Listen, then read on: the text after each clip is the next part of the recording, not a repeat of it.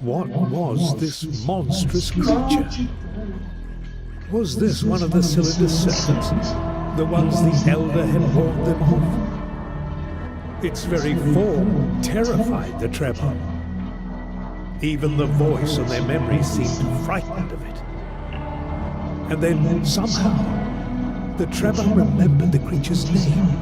It was called the Mathematician.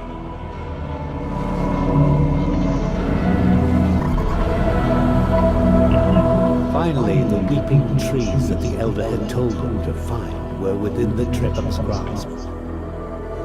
But though the Trebhum were happy, they realized that they faced a new challenge.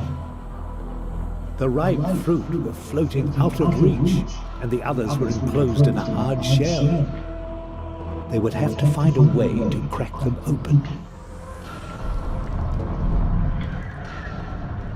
The mathematician vanished as quickly as he had appeared, back to what? What lay behind the cylinder?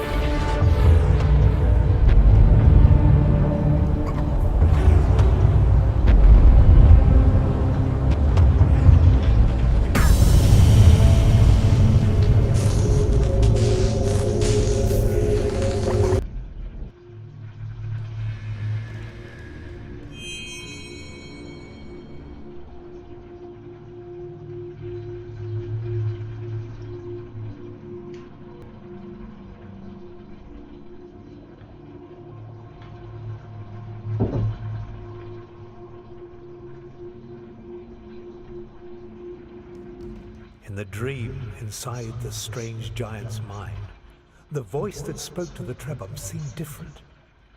It was less like a memory, more like something alive. But there were so many other voices too, lost in this place.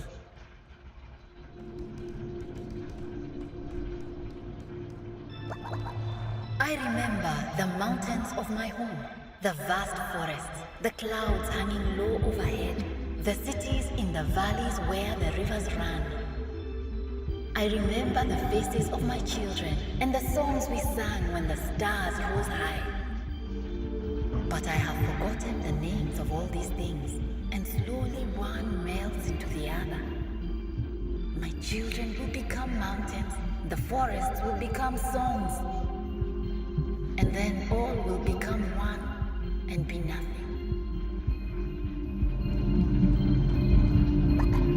There was something hidden in this place, and the voice wanted the Trebhum to find it.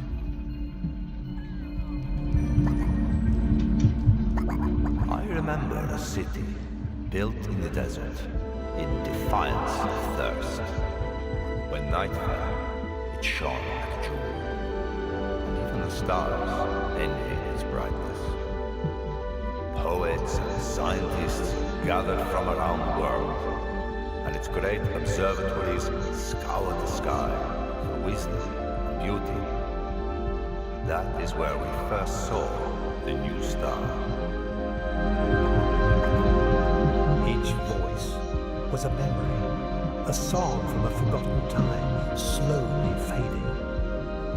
But some of these memories were Trebhum memories, memories of things that Trebhum had once been capable of. Perhaps, the voice suggested, these could be reclaimed. I remember how our towers stretched out to the sky, yearning for the stars. They were symbols of our best and our worst. I remember our voices echoing in the canyons as we fought for change, for a world that was different. Then it came, and the towers fell, and there was no more difference. Where are our voices now? Where are our songs? I only hear one, and it is eternal.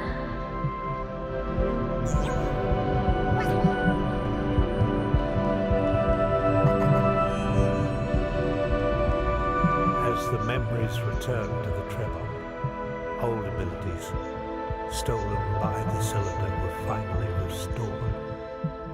But there was so much more. The voice had answers, but it was weakening. Frightening as it was, the Trebhum would have to come back.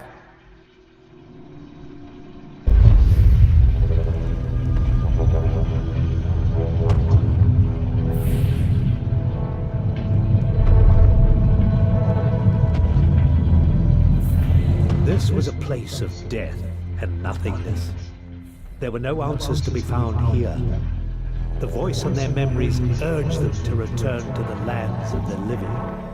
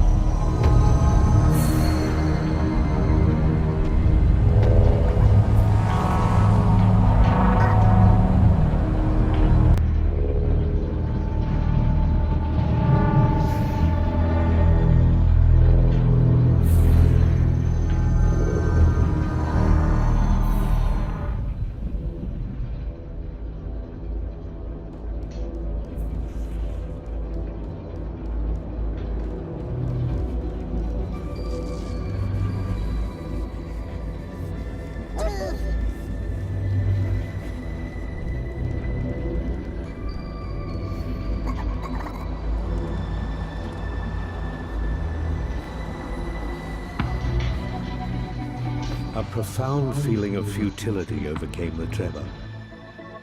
Despite having miraculously survived their encounter with the mathematician, they were back to where they'd started. To make matters worse, ahead of them lay the cold and snowy lands of the tundra. Not a very nice place for Trebhum, who were not meant to live in the cold. They would have to push forward against all odds and pray that they could find help.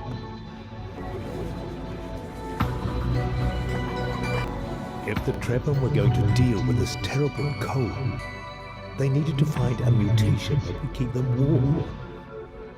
Their memories suggested that the answer lay in the odd little purple furball that grew where the beautiful snow corals rose from the ground.